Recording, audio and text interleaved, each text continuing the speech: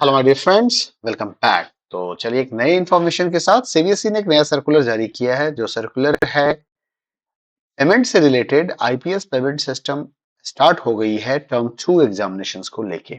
Integrated payment systems for payment of conduct of term 2 examinations. ये एक circular कल ही आ गया था, मुझे मिल भी गया था, लेकिन सीबीएसई के वेबसाइट पे अवेलेबल नहीं था, इसलिए मैंने वीडियो बनाई नहीं।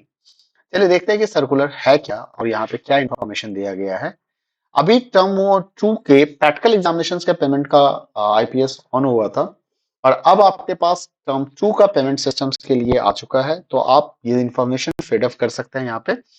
The board has started IPS for the payment of conduct of term 2 examinations, जिसमें कुछ फीचर्स हैं आपको ध्यान रखने हैं। 7 मॉड्यूल्स हैं इसके अंदर में। Fix donations for examination centre वहां पे मिल जाएगा। अकाउंट डिटेल फंक्शनरीज का देना है, जो भी विजिटर थे, ऑब्जर्वर थे, जो भी एक्सटर्न, उनके पेमेंट के लिए details of the examiners functionalities आपको प्रोवाइड करना है। सेंटर अकाउंट डिटेल देना है। लास्ट में आप फ्रीज करेंगे फाइनल पेमेंट रिपोर्ट जनरेट करके। अगर कोई ग्रीवेंसेज है तो आप ग्रीवेंसेज भी दे सकते हैं। जितने भी कैलकुलेशंस होंगे पेमेंट के, वो सारे ऑटोमेटिकली होंगे और सिस्टम के थ्रू किए जाएंगे। मोस्ट ऑफ द डिटेल्स जो है वो पहले से ही आपसे ले लिया गया था जब भी आपका एग्जाम कंडक्ट कर रहे थे, और पेमेंट को उनके इंडिविजुअल अकाउंट में रिलीज कर दिया जाएगा।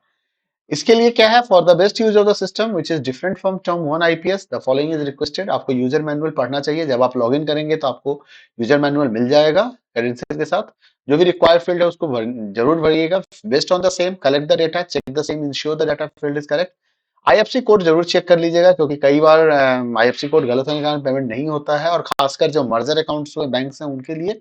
जब आपको लगता है कि सारा डेटा आपका सेटिस्फाइड है, आप सारा काम सही कर रखे हैं सब, तो आप उसे फ्रीज कर सकते हैं। तो जब भी आप फ्रीज कर देंगे उसके बाद जो भी एप्लीकेबल रेट्स होंगे वो ऑटोमेटिकली उसमें आ जाएंगे और उसके हिसाब से कैलकुलेशंस कंप्लीट हो जाएगा।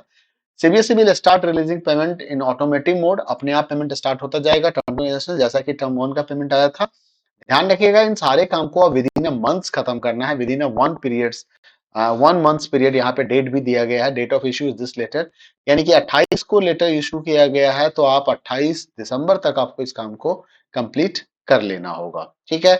एक आपको मॉड्यूल ऑफ ग्रीवेंसेज भी मिला है, क्योंकि कई बार आईपीएस में प्रॉब्लम आ रही थी। अभी जैसे टर्म 2 प्रैक्टिकल एग्जामिनेशन में ही प्रॉब्लम आ रही थी कि अगर एक ही एग्जामिनर मल्टीपल सिटीज में गए हुए हैं तो वो अकाउंट ऐड नहीं कर पा रहे थे, या मल्टीपल बैचेज बन गए हैं एक ही टीचर्स के लिए, तो वहां पे भी एडिंग की समस्या आ रही थी।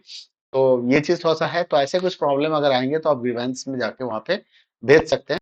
आइए जरा मैं आपको आईपीएस दिखा देता हूँ कि आपको इसके लिए क्या करना होगा। आप सीबीएसई साइट्स पे जाएंगे, cbse.gov.in। यहाँ पे आपको परीक्षा संगम स्टार्ट करना है। उसके बाद परीक्षा संगम के अंदर आप जब जाएंगे तो आपको इंटीग्रेटेड पेमेंट सिस्टम हरकारा पे आ जाएंगे। इसके अंदर में आपको यहाँ पे देखिए स्क्रीन चेंज हो गया। ये पहले board exam term 2 practical exam आ रहा था, अब देखिए यहाँ पे बोर्ड एग्जाम टर्म 2 आ गया है। तो ये इंफॉर्मेशन यहाँ से आप फिल करेंगे। ठीक है। तो आप यहाँ से इंफॉर्मेशन डिटेल डाल दीजिएगा, जो भी इंफॉर्मेशन है। यूजर आईडी लॉगिन करना है, और लॉगिन करने के बाद आपका यहाँ से डिटेल जाएगा। स्कूल लॉगिन का इंफॉर्मेशन है, ध्यान रहे। लॉगिन करने के बाद आपको यूजर मैनुअल भी यहाँ पे देखने को मिल जाएगा। तो चलिए मिलते हैं अगले वीडियो में फिर एक नई इंफॉर्मेशन के साथ। तब तक अपना ख्याल रखिएगा। Bye bye, take care.